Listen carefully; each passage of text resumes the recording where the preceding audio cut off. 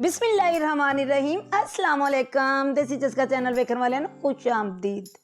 मेरी YouTube family दा की हाल है? मैं उम्मीद करनी है कि तुसीं सब खैरियत नाल होवोगे। अल्लाह तुहानूं खुश और आबाद रखे, आमीन सुम्मा आमीन।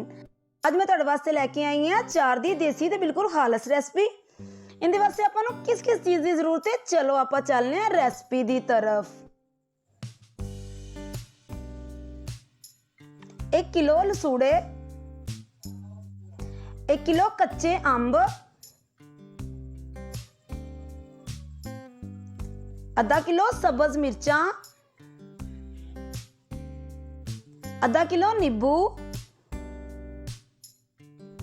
2 चम्मच सुक्कियां धनिया, 2 चम्मच मेथी दाना, 2 चम्मच नमक, अद्धा लसन छिलिया होया, 2 चम्मच सौंफ,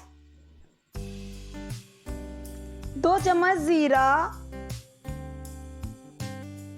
3 चम्मच हल्दी,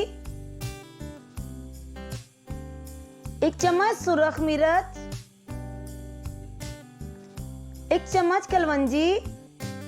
चलो आप चूल्हा चला के उपर देचके रख दिता सी। पहले ही पानी अपना उबाले ते पहुंचे होया सी। विच मैं लसूड़े पा दिते ने। तकरीबन इन्हां नूं आपां 2-3 उबाले दिलाने ने। हाफ बॉइल करना है, फुल आपां इन्हां नूं उबाले नहीं दवाने। हल्दी पा दी, इन्हां दा कलर प्यारा हो जाएगा। चलो हुण तुहानूं मैं चैक करके वहानी आ, वेख सकते हो हाफ ही उबाले ने। मैं हुण छानना लैके उहदे विच देचके नूं लद देंगी ताकि पानी चंगी तरीके नाल निकल जावे। वेख सकते हो फौरन ही पानी निकल गया। ग्राइंडर मशीन की डब्बी लैके मसाले वाली, उहदे विच मैं पा दिता है मेथी दाना। इनू बंद करके मशीन के उपर लगा के ज्यादा नहीं चलाना, बल्कि तुसीं हल्का जिहा चलाना है। इनू आपां दादड़ा ही करना है। वेख सकते हो दादड़ा ही कीता है, फुल पाउडर नहीं बनाया मैं। हुण उस डब्बी दे विच पा देंगी सौंफ,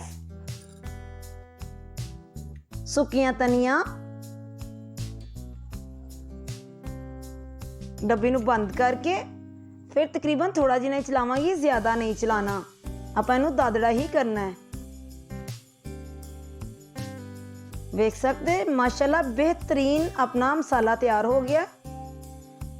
परात लै ली है, उहदे विच पा दिते ने आधा किलो नींबू कट्टे हुए, आधा किलो सब्ज मिर्चां कंडियां मैं तोड़ के पाइयां ने, धो के बिल्कुल फ्रैश करके।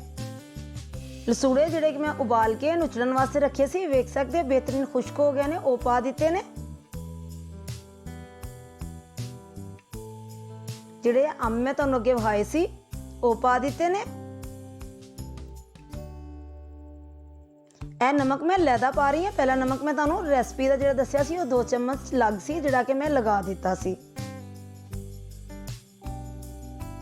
हल्दी नूं नमक नूं अच्छे तरीके नाल मिक्स करके लगा देना है। हत्थां नाल या चम्मच नाल तुसीं इहनूं चंगी तरह हिला लेना है ताकि नमक और हल्दी बिल्कुल हर चीज़ के उपर लग जाए।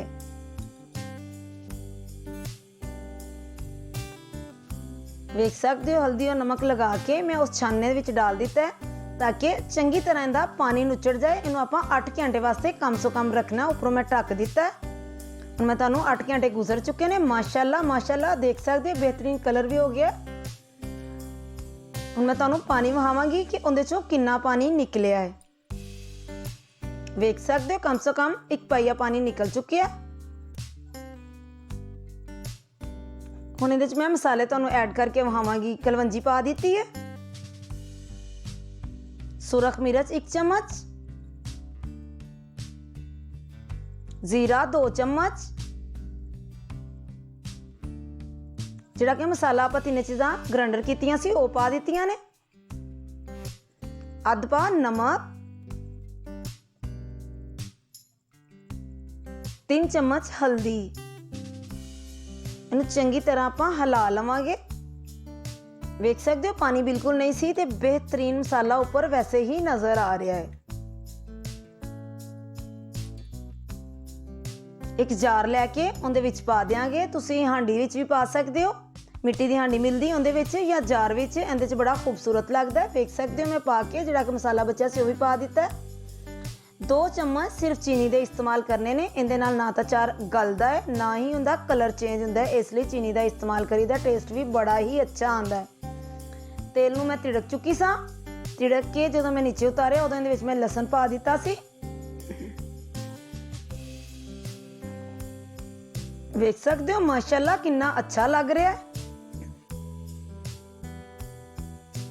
ਥੋਮ ਵੀ ਵੇਖ ਲਓ ਬਰਾਊਨ ਹੋ ਗਿਆ। ਹੁਣ ਮੈਂ ਚਮਚ ਨਾਲ ਤੁਹਾਨੂੰ ਪਾ ਕੇ ਵਹਾਨੀ ਆ। ਤੁਸੀਂ ਬੇਸ਼ੱਕ ਫੌਰਨ ਹੀ ਖਾਣੇ ਨਾਲ ਖਾ ਲਓ, ਬਿਹਤਰੀਨ ਆਪਣਾ ਲਸਣ ਹੋ ਗਿਆ ਹੈ।